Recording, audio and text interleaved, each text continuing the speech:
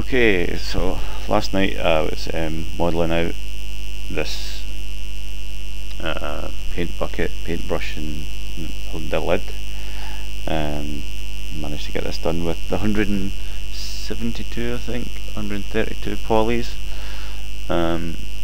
Took about an hour and a half with some hiccups here and there to make. To model out just a cylinder, some techniques.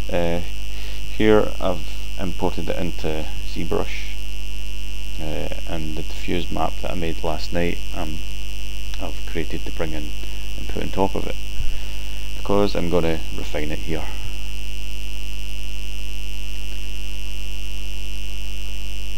Try to be more organised with my folders so that I know exactly where the textures are for that object.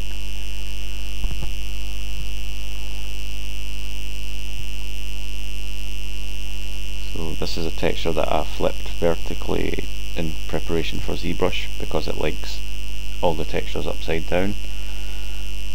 The texture was originally made in Photoshop, and now it's time to add and take away some bits that I like and don't like. So here I'm dividing the mesh without smoothing it off. I'm just adding more polys to paint onto. And Zbrush depends on the verts to paint on. You're not really painting a texture as such, you're painting onto the verts. You see me there storing the base level of the model, the base shape, just in case it gets changed too much. I can switch that back.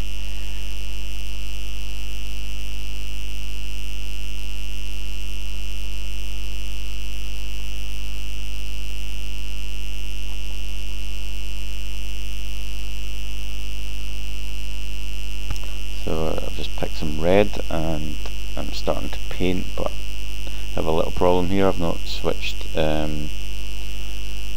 something on. Okay, so I'm painting away here, and it's painted right through to the other side. So the way of disabling this, you go up to your brush and down to auto mask and click on back face mask, and this way when I paint on the inside it's not going to paint right through to the other side.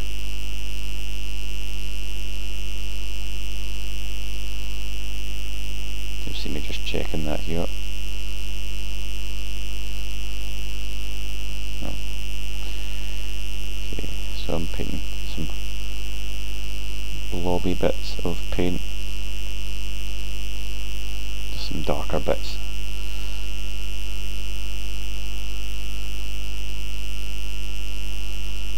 After a kind of spotty alpha, so that when I'm painting it's a little bit more grainy.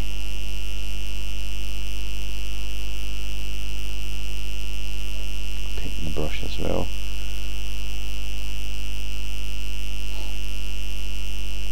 Painting the paintbrush.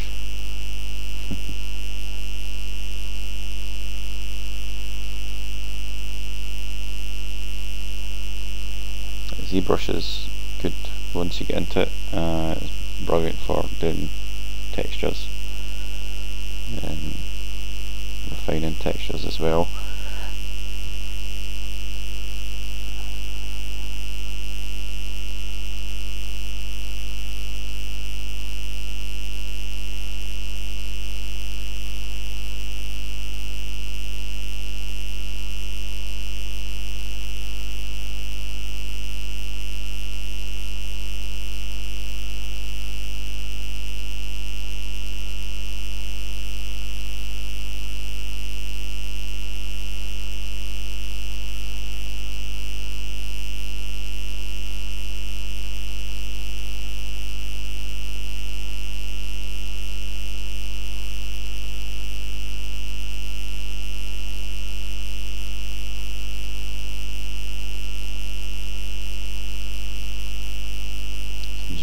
Some darker bits to the model.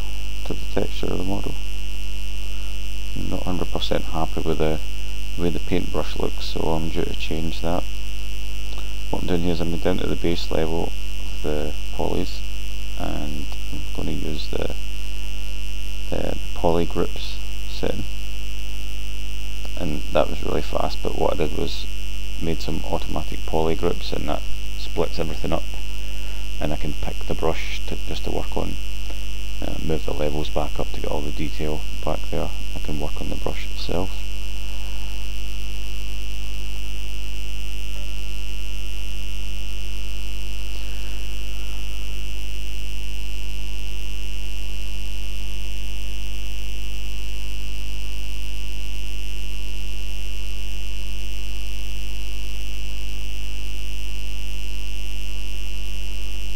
So here I'm making the holder part of the brush bigger. I didn't like how short it was for all those bristles. I mean, that's not very it's not a very sensible looking object. Looks like the bristles just fall out. Now the base of this is really blacked out. That was because of the ambient occlusion pass that I did in the first tutorial last night, which you'll find on live stream. I've not did a YouTube version of it, unfortunately, so I'm not using live stream anymore because the quality was so bad. So this is the second part of the first tutorial, at least. And if you've seen the tutorial for the oil drum, it takes you right through from start to finish, and it's good quality. It's on YouTube. Visit Geeks Garage on YouTube. It's my YouTube channel for all you geeks. Anyway, so I'm deciding to make the brush brown for changing colour. So everything looked a bit grey and black and blue and red. The brown will warm things up a bit.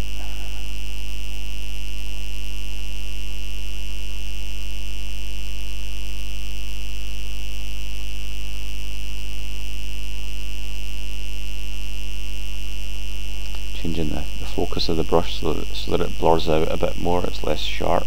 It's more like a gradual opacity towards the outside of the brush.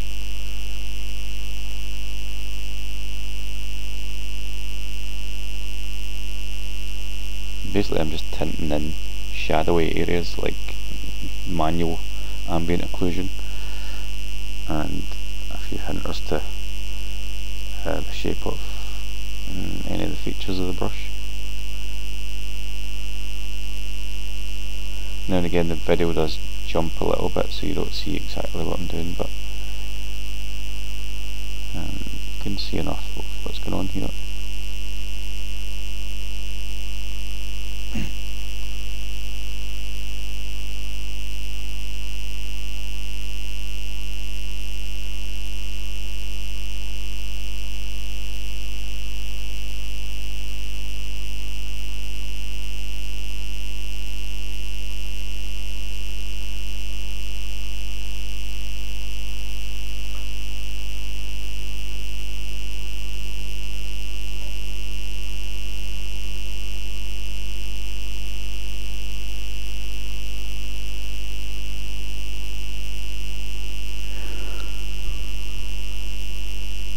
Oh, excuse me. Quite late at night.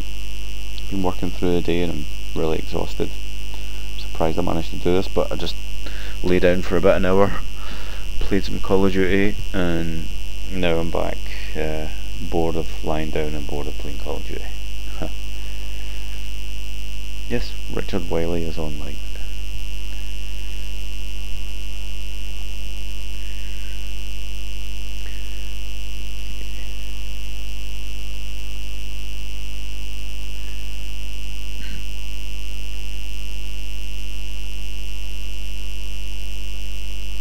This is a normal speed, this video. It's not sped up in any way, so you're seeing everything as it was done, apart from the little jump now and again where Zbrush decides to do things in a dash, or Camtasia's picking up things a little bit late, like there for example.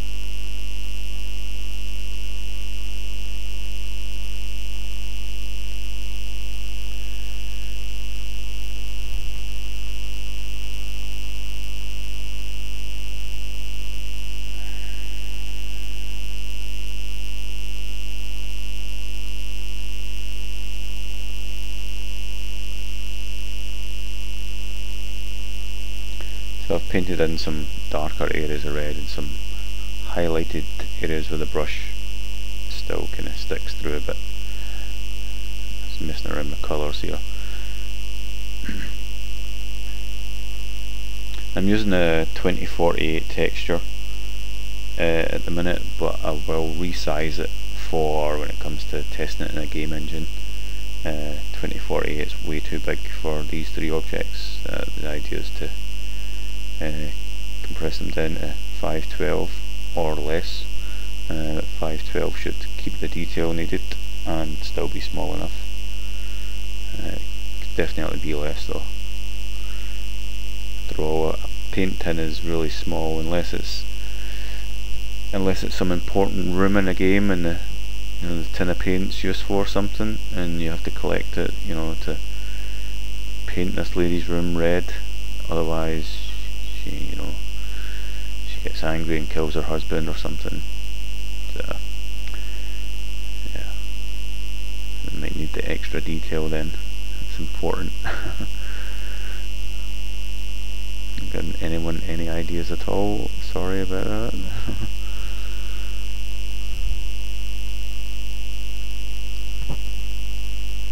I'm spending extra care and attention here, and what I've got is the Z sub switched on, so I've also got RGB switched on, and I'm painting some grooved areas with the brush. But here I changed the alpha to these kind of strokes, and I figure this works a lot quicker.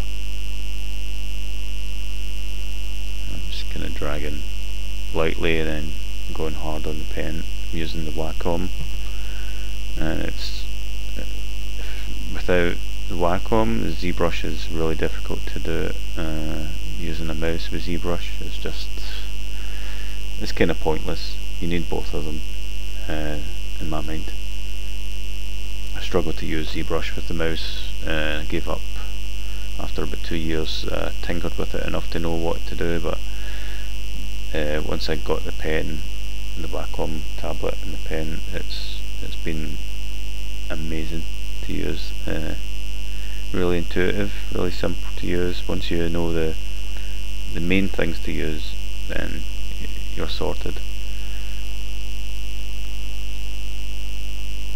And you can work any way you like. You can work backwards, forwards, down levels, up levels, from the bottom up, from the top down. As long as you get the results that you want in the end, and plus you can still brush things up in Photoshop, which you'll see me do here. I think at this stage I was fairly happy with things. Let's just see what I decide to do next.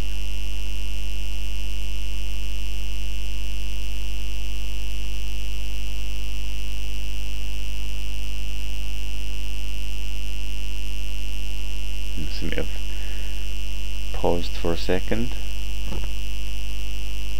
Don't know what I'm doing.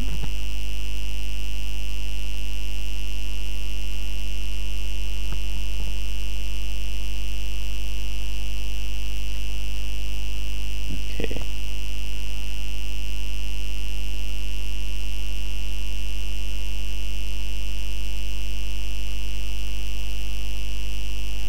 The painting here is not perfect, it's just I'm suggesting enough of, that's like the silvery bit that holds the bristles.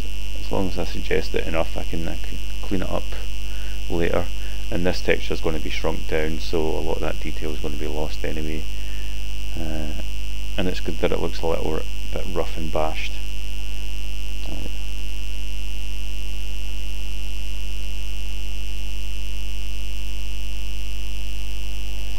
ideally when you're doing your UVs you want to keep them kind of straight, so that when you paint it's easier to paint a straight line than a diagonal. So if you do your UV maps and everything's upright or horizontal, then it's easy, it's much easier to fix outside of ZBrush, but inside Photoshop, I mean.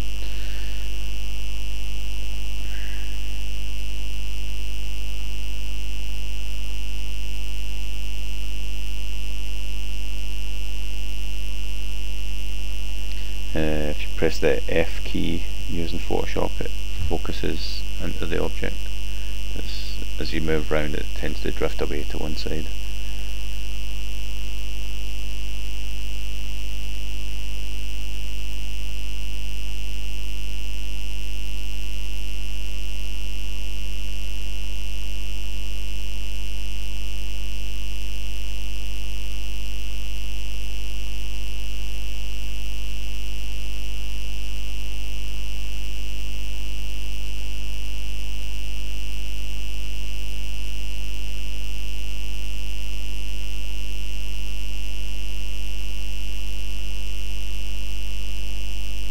This is a long time I'm spending on a paintbrush, but sometimes you enjoy it too much and it does carry away. If you don't have ZBrush, definitely invest in it. It's the best thing I've ever bought. That and the graphics tablet.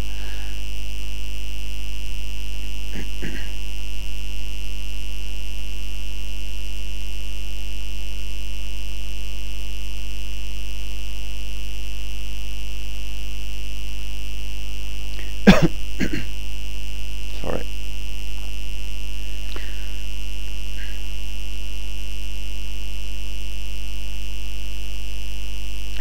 You see me moving down some of the division levels here, and the reason why the texture remains the same is because of the amount of detail that's in there. And I'm basically just smoothing out the high poly geometry, which will be turned into normal maps. I don't want these harsh, angles when it calculates a normal map, so I need to smooth those out.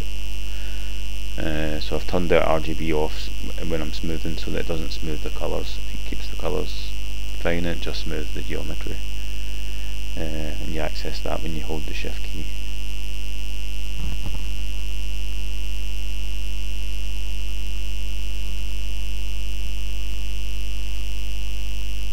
I think I just undid there because there's some strangeness happened. Sometimes you get that.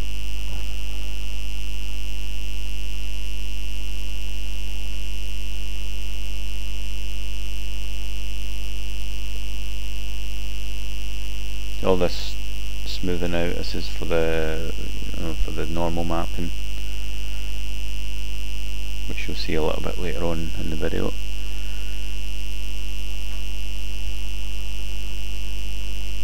So at this point I'm updating the texture. So polypaint from texture is not what I want.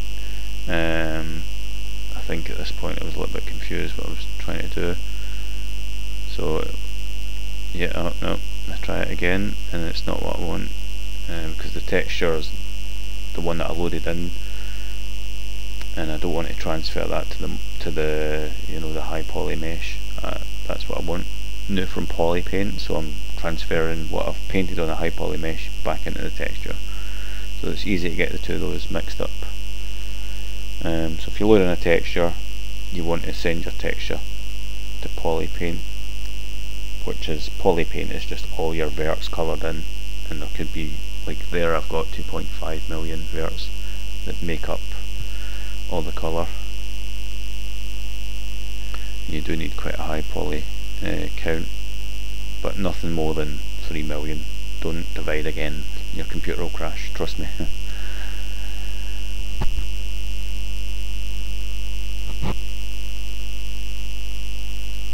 So back down to base level, and I'm smoothing out some of the harsh faces, which I could have done. I could have did this another way, but quite happy to do it this way. Don't want my normal map looking like you know, there's no smoothing on it, it's all faceted, so that's the disadvantage of some of the things, some of the settings in ZBrush. They don't work right, you know, they ask you if you want to smooth the UVs, and they don't, you know, it still keeps things quite faceted looking. So when you apply the normal map in 3ds Max, it looks terrible. So you have to smooth everything out manually sometimes. Or, as you'll see me do, go into Photoshop and take away all the faceted normal calculations, using the base blue colour, which I'll explain a bit later.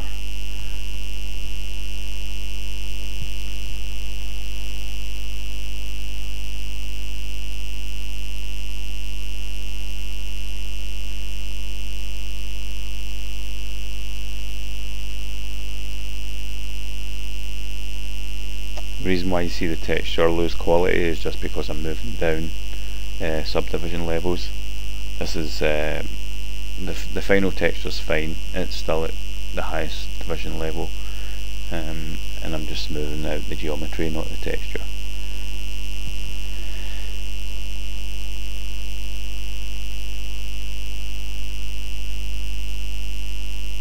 Jump up to the top level there, and you can see the texture looks fine. I think I bring everything else back here. Some shortcut keys with Control, Shift and Alt, all those combinations of the three, plus a tap or a move, a drag rectangle, they all do different things. It's really good just to be able to sit with one hand on the mouse or the graphics pen and the other hand on Control, Shift or Alt, and if you've got the shortcuts on your tablet, then that's great too. Here I'm trying to create a colour layer which will act as a specular map, but it sadly fails when I try to get a texture from it.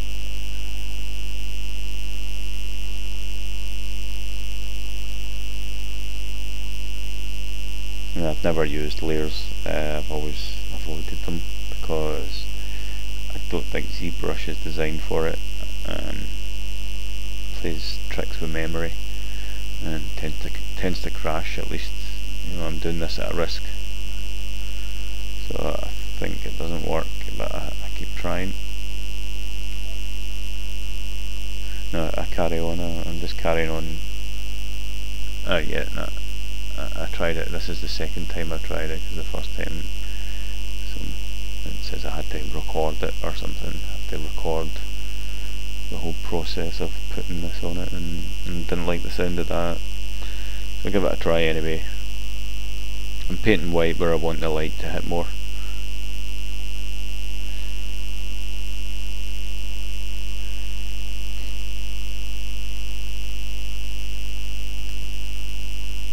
And I'm painting black for areas I don't want any specularity or less specularity.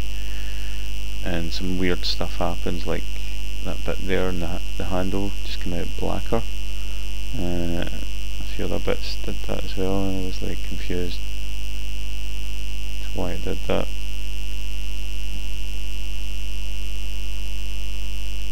It was me thinking it was the masking, but there was no masking on. So I carry on here and I start painting some black in the brush, and it turns out a bit strange. I've got this, you know, white blob on it, so I try to turn it into a texture, see what's going on, and this happens.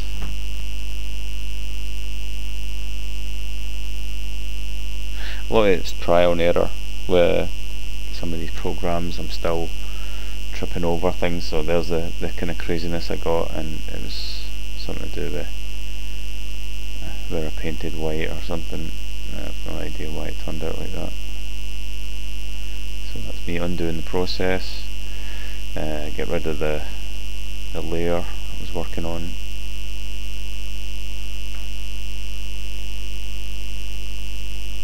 I think at this point I decided to just take the texture out, bring it into Photoshop and do what I wanted there.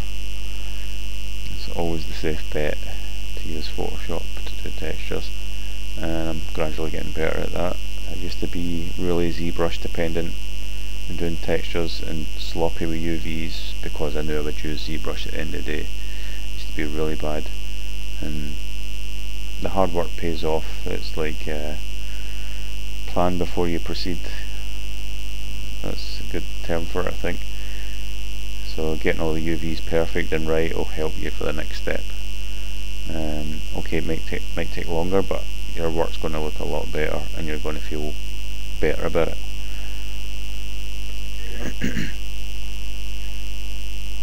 So I'm reapplying some textures here. Some of the textures I got from Zbrush, I've brought them back in.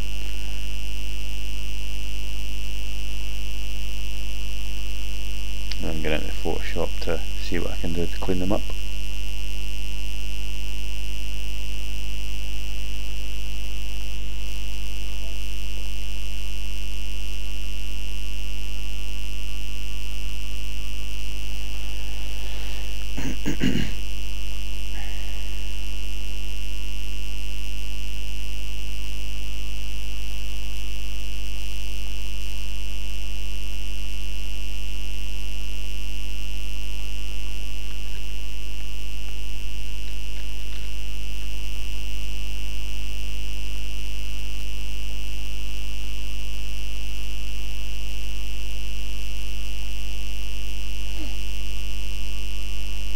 So this is the fuse that Zbrush made for me there. I'm having a close look at it just to see what kind of output it's gave me. Don't want to question it too much, but I think I carry on here, and I want to create a specular map as a new layer, like I was trying to do in Zbrush.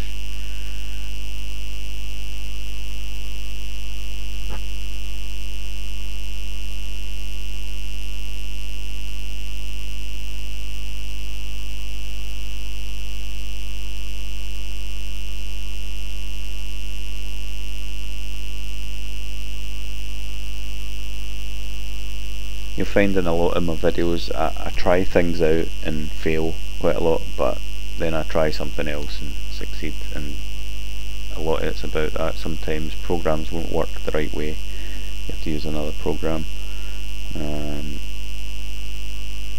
I say use the simplest and best method that you can use.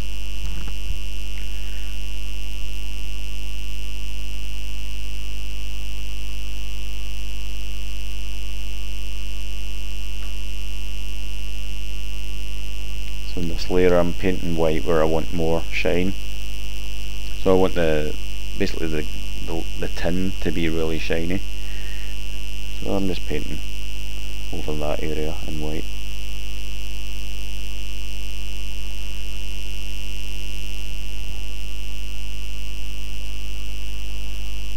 And this is a specular map. This is just how the light's going to hit it, so I'm not too worried that the shadow from the ambient occlusion over the tin there, that kind of U or V shape, that kind of black shape there, I'm not worried that that's still there.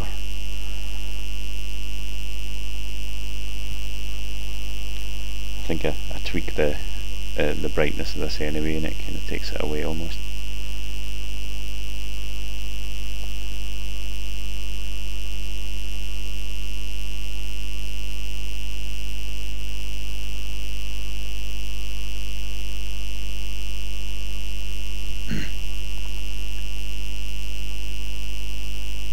See, I've painted little white blobs on like the paint blobs, so that they kind of shine a bit more than the surrounding parts and make it look more like a shiny wet paint.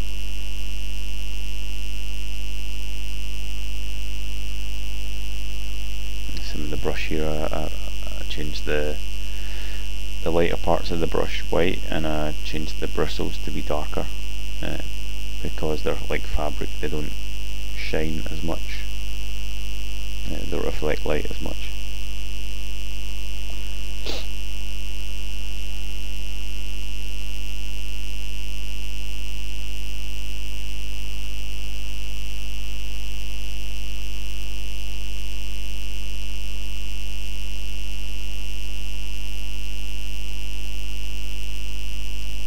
keeping the colour there. The colour's good for using the specular map as specular colour plus a specular level, and I use the same map for both of those. It tends to work really well. Adds some nice colour. And here I'm mucking about with the levels.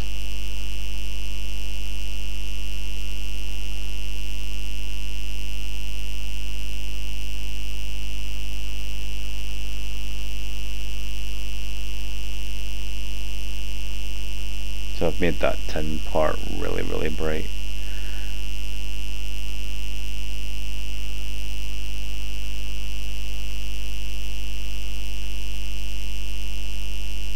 I'm being really loose with this this whole model. Imagine it's for like an iPad or something. It's going to be really small on screen.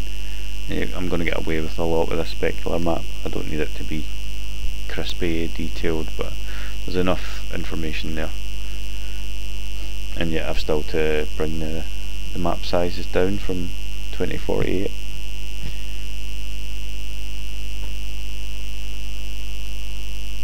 I'll do a couple of tests. I'll try it at 512, see how it looks, try it at 256 and see how it looks, and if it passes at 256 by 256 then that'll be fine, but I've got a feeling that it's going to end up quite pixely, but I'll try that later on.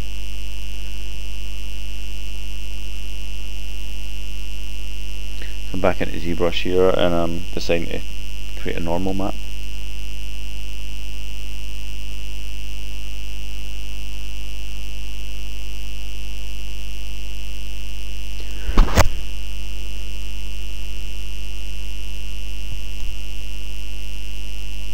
So to create a normal map, you go back down to the lowest subdivision level and you just go down to normal map section and tangent, smooth UV, and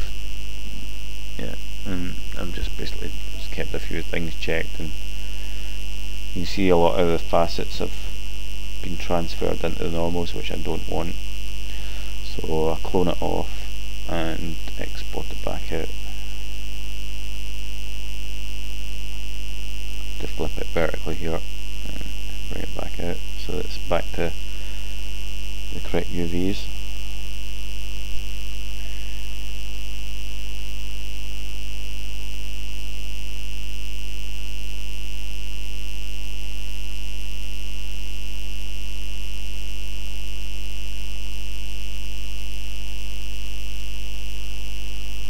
Sorry if this video is really, really long and boring as hell, but I'm recording most of my videos because I'm learning from my own experience, plus it's the only way that I actually do something is by recording it.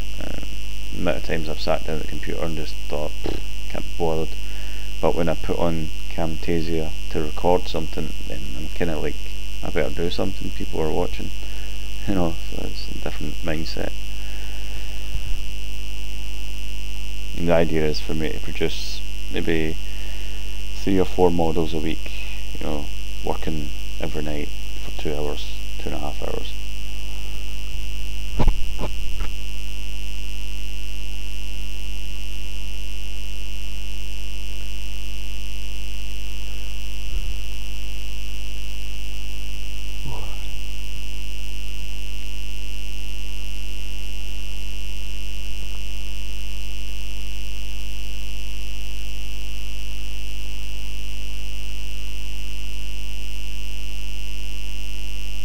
Some weird reason here I decide to create the UV template, which I don't even really use. I bring it in, I put it in a layer, I hide it, and it's useless, but at least I've got it in file now because I use it for a presentation page for my textures, which I'll put on my website, my folio site.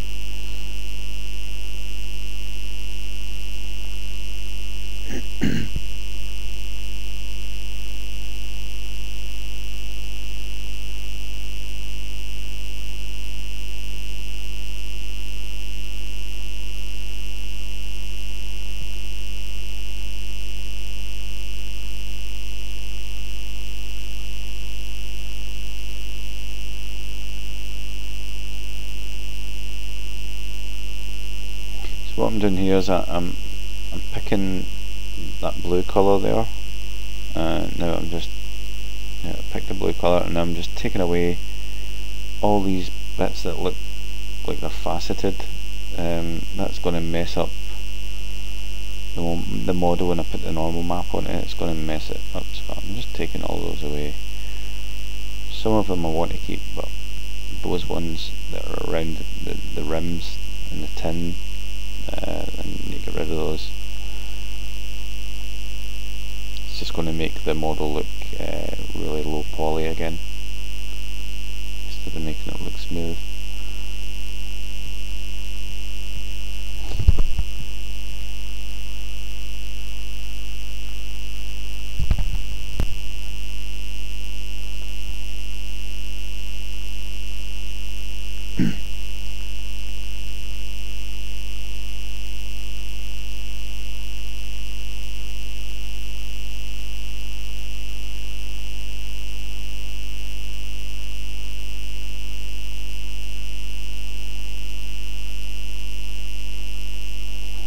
There's roughly another 9 minutes left this video.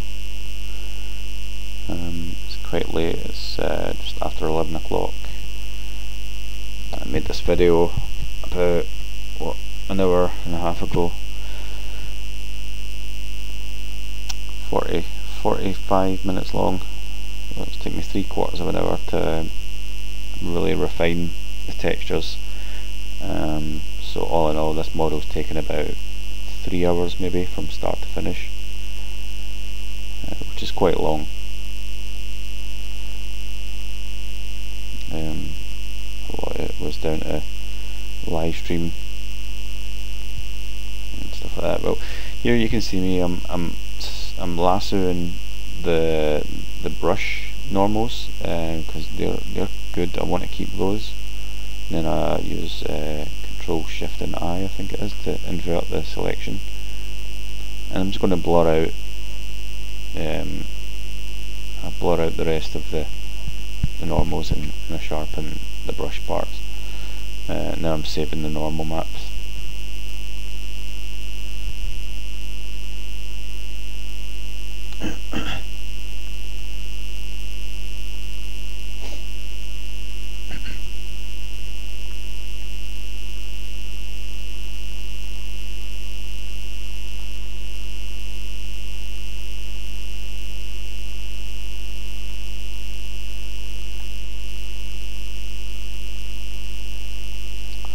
So it's time to apply the new textures and see how they look.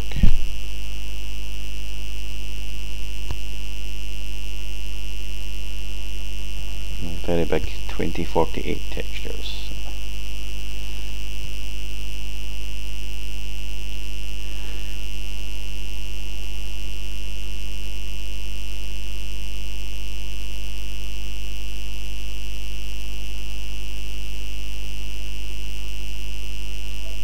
You add the normal bump and then you add the bitmap to the normal section there.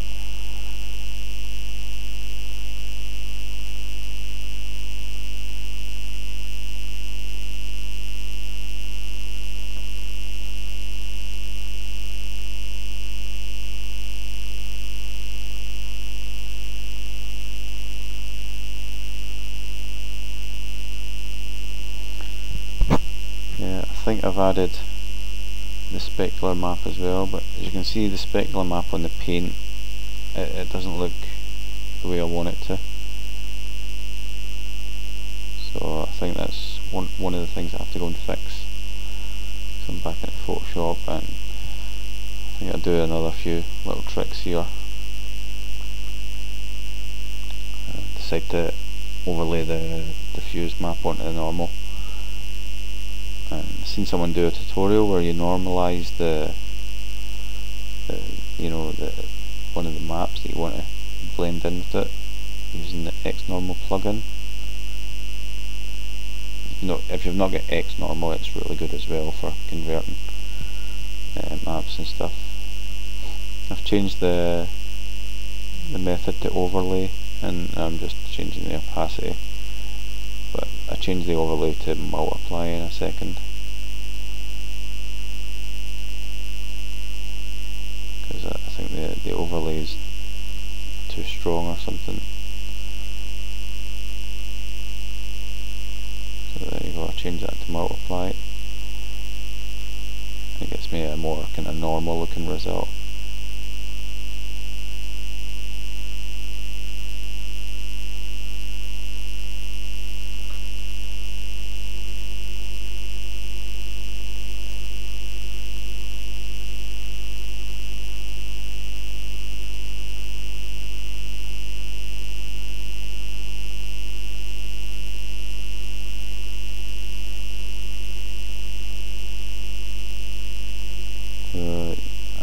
You see me hesitate when I do things. It's usually because my mind veers off and I'm thinking about what I do next, and thinking whether I'm happy, thinking if I really do want to save it, is there not something else I want to change, and that kind of branching out, you know, it's quite erratic. It's one of my traits, is that I'll not leave it alone. I won't say that's enough. I'll want to do something else to it.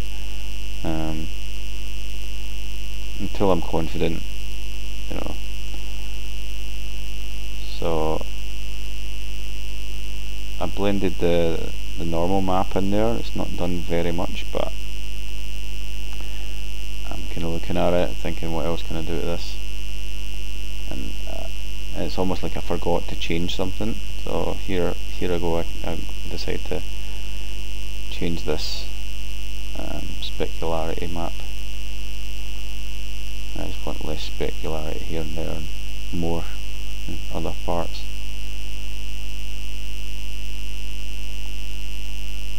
And this is the paint that you see that's inside the container.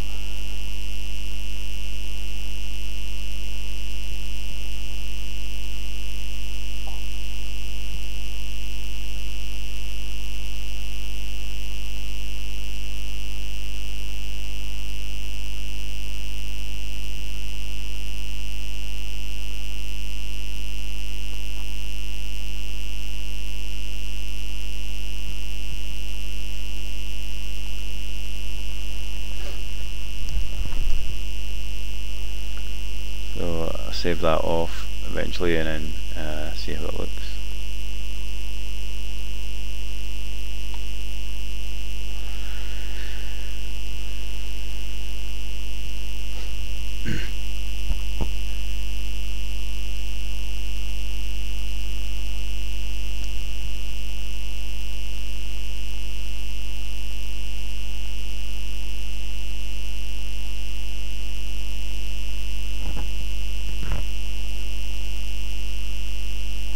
Okay, there's only 2 minutes left of the video.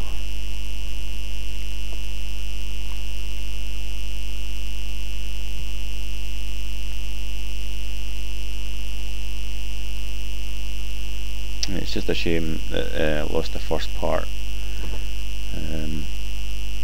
due to the bad quality, but it's still available on live stream if you want to try and watch it, but the quality is really a bit bad.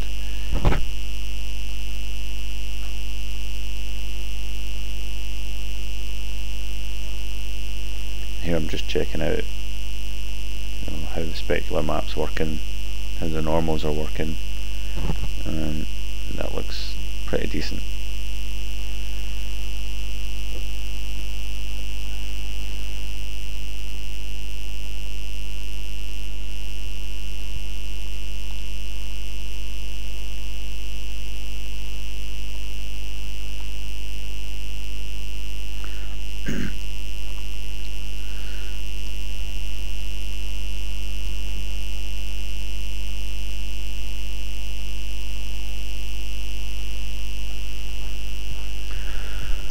So yeah, job done.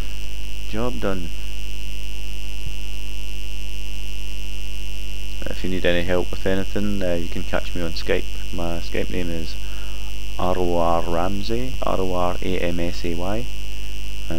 Add me on Skype and I can